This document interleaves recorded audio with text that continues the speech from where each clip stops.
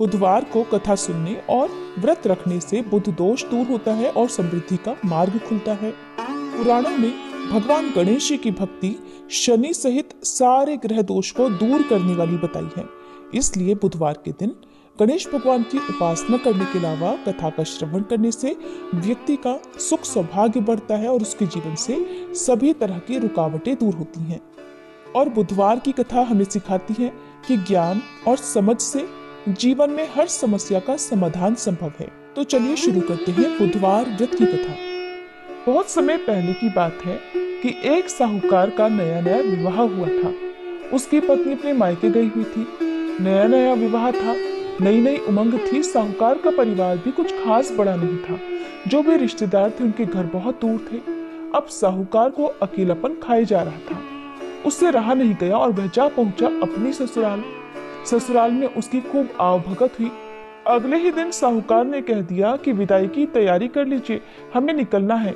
अब संयोगवश वह दिन था बुधवार का। सास ससुर ने अपने दामाद को समझाने का प्रयास किया कि बेटा आज बुधवार का दिन है, इस दिन बेटी की विदाई नहीं करने का रिवाज है।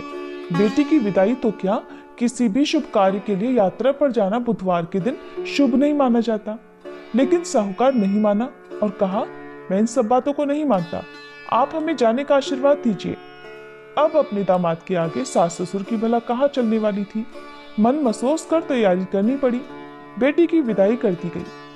आगे चलते चलते रास्ते में साहूकार की पत्नी को जोर की प्यास लगी। साहूकार जैसे ही पानी लेने के लिए गया और जब पानी लेकर वापस लौटा तो देखकर हैरान रह गया। उसने देखा कि उसकी ही हमशक्ल कोई व्यक्ति गाड़ी में पत्नी के बगल में बैठा हुआ है। उसकी पत्नी भी एक शक्ल के दो व्यक्तियों को सामने देखकर परेशानी में पड़ गई कि उसका पति कौन सा है। जैसे ही साहूकार ने पत्नी के पास बैठे व्यक्ति से पूछा कि वह कौन है, तो पलटकर उसने जवाब दिया कि भैया, मैं तो उस नगर का साहूकार हूँ और अपनी पत्नी को लेकर जा रहा हूँ। तुम बताओ तुम कौन हो और मेरी पत्नी पर तुम अपना अधिकार क्यों जमा रही हो। ऐसे बहस करते करते दोनों में विवाद बढ़ गया। विवाद को देखते हुए राज्य के सिपाही वहां पहुंचे और साहूकार को पकड़ लिया। अब सिपाही भी चक्कर में पड़ गए कि दोनों की शक्ल सूरत तो एक समान है।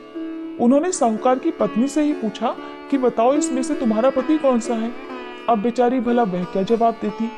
तब साहूकार ने हाथ जोड़ लिए और भगवान से विनती की कि हे भगवान, ये आपकी क्या माया है।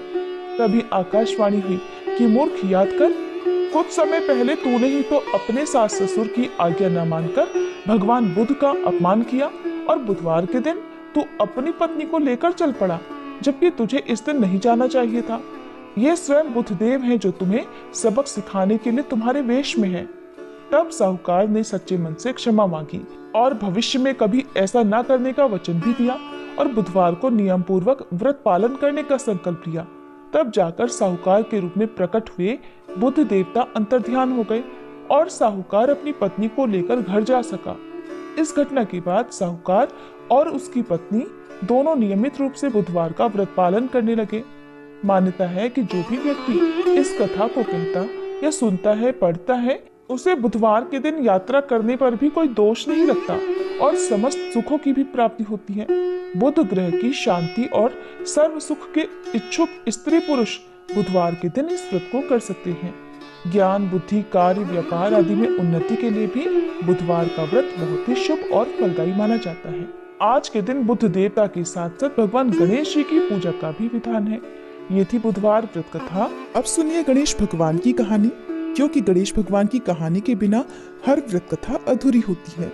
एक बार गणेश भगवान एक छोटे से बालक का रूप धरकर चिमटी में चावल और चमचे में दूध लेकर धरती लोक पर आए और वहां आने पर वो एक गांव में गए जहां वो हर किसी से कह रहे थे कि कोई मेरी खीर बना दो, कोई मेरी खीर बना दो। एक बूढ़ी माई बैठी हुई थी। उन्होंने कहा, ला मैं बना दूं। अब वह छोटा सा बर्तन चूल्हे पर चढ़ाने लगी। तब गणेश जी ने कहा, दादी माँ, छोटी सी भगोनी मत चढ़ाओ, आपके घर में तो जो सबसे बड़ा वाला बर्तन हो ना, वही चढ़ा दो। बूढ़ी माई ने बालक का मन रखने के लिए वही किया। वह घर के भीतर गई और घर का सबसे बड़ा भगोना लाकर चूल्हे पर चढ़ा दिया। वह देखती रह गई कि उसमें जो थोड़े से चावल उस बड़े बर्तन में उन्होंने डाले थे वो तो पूरा का पूरा भर गया। अब गणेश जी ने कहा, दादी माँ मैं नहाकर आता हूँ, तब तक खीर तैयार हो जाएगी। खीर तैयार हो गई तो बूढ़ी माई के पोते पोती खीर खाने के लिए रोने लगे। बूढ़ी माई जब भी कुछ बनाती तो बिना गणेश भगवान को भोग लगाए कुछ नहीं खाती, न ही किसी और को खाने देती थी। तब उन्होंने मन ही मन कहा, गणेश जी तेरे भोग लगे। ऐसा कहकर उन्होंने चूल्हे में थोड़ी सी खीर डाली और कटोरी भरकर खीर बच्चों को दे दी। बूढ़ी माई की पड़ोसन ऊपर से देख रही थी तो बूढ़ी माई ने सोचा, ये तो उस बालक से चुगली कर देगी, तो एक कटोरा भरकर उन्होंने उस पड़ोसन को भी पकड़ा दिया। बूढ़ी माई की बहू ने चुपके से एक कटोरा खीर खाया और कटोरा चक्की के नीचे छुपा दिया। अभी भी गणेश जी नहीं आए थे। बूढ़ी माई को भी भूख लग रही थी तो उन्होंने भी एक कटोरा खीर का भरकर किवाड़ के पीछे बैठकर एक बार फिर कहा, गणेश जी आपको भूख लगे। ऐसा कहकर भोजन करना शुरू कर दिया और खीर भी खा ली। तब तक गणेश जी आ गए तो बूढ़ी माई ने कहा, अरे गणेशा खीर खा ले, मैं तो तेरी ही राह देख रही थी। गणेश जी ने कहा, दादी माँ मैंने तो पहले ही खीर खा ली। बूढ़ी माई ने कहा, खीर खा ली? अरे कब खाई? तू तो यहाँ था भी नहीं। गणेश जी ने कहा, जब तुम्हारे पोते पोती ने खीर खाई तब खाई थी, जब तुम्हारी पड़ोसन ने खाई तब खाई, और जब तुम्हारी बहू ने खाई तब भी मैंने खाई। अब तुमने खाई तो मेरा तो पूरा पेट ही भर गया। बूढ़ी माई ने कहा, बेटा और सारी बात तो सच है, पर बहू बिचारी का नाम मत लो, वो तो सुबह से काम में लगी हुई है, फिर भला उसने खीर कब खाई?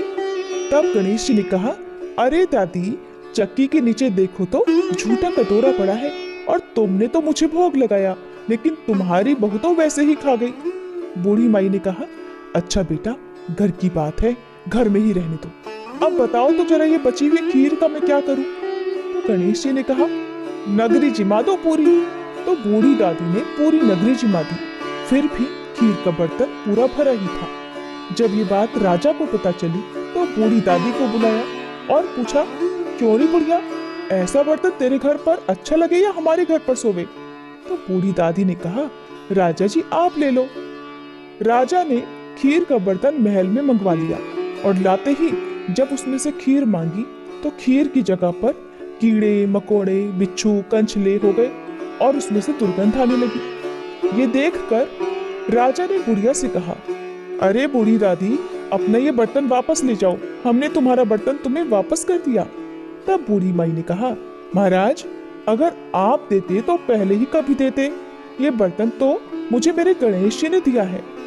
ऐसा कहकर बूढ़ी माई ने वो बर्तन वापस ले लिया और उनके हाथों में लेते ही उस बर्तन की दुर्गंध दूर हो गई, सुगंधी आने लगी। घर आकर बूढ़ी दादी ने गणेश जी से कहा, अब बताओ बची हुई खीर का क्या करें? तब गणेश जी ने कहा, करना क्या है बूढ़ी दादी, झोपड़ी के कोने में गड्ढा खोदकर गाड़ दो, उसी जगह सुबह उठकर वापस खोदोगी तो धन के 2 मटके मिलेंगे। ऐसा कहने के बाद गणेश भगवान वहीं अंतर ध्यान हो गए। जाते समय झोपड़ी के लात मारते हुए गए तो झोपड़ी की जगह पर महल हो गया। सुबह बहू ने फावड़ा लेकर पूरे घर को खोद दिया, जो कुछ भी नहीं मिला। तब बहू ने कहा, सासू जी थारो गणेश जी तो झूठो है। सासू ने कहा, बहू मारो गणेश झूठो नहीं है, ला मैं देखूं। ऐसा कहकर वह सुई लेकर खोजने लगी। जब वह सुई से खोद रही थी तो टन टन करते 2 धन के मटके निकल आए। अब की बहुरानी बोली, सासू जी गणेश जी तो साचो ही है। सास ने कहा, अरे बहुरानी गणेश जी तो भावनाओं के भूखे हैं। हे गणेश जी भगवान, जैसा आपने बूढ़ी दादी को दिया वैसा सबको देना। विनायक जी की कहानी कहने वाले, हुंकार भरने वाले और आसपास के सुनने वाले सबको देना। बोलो गणपति महाराज की जय।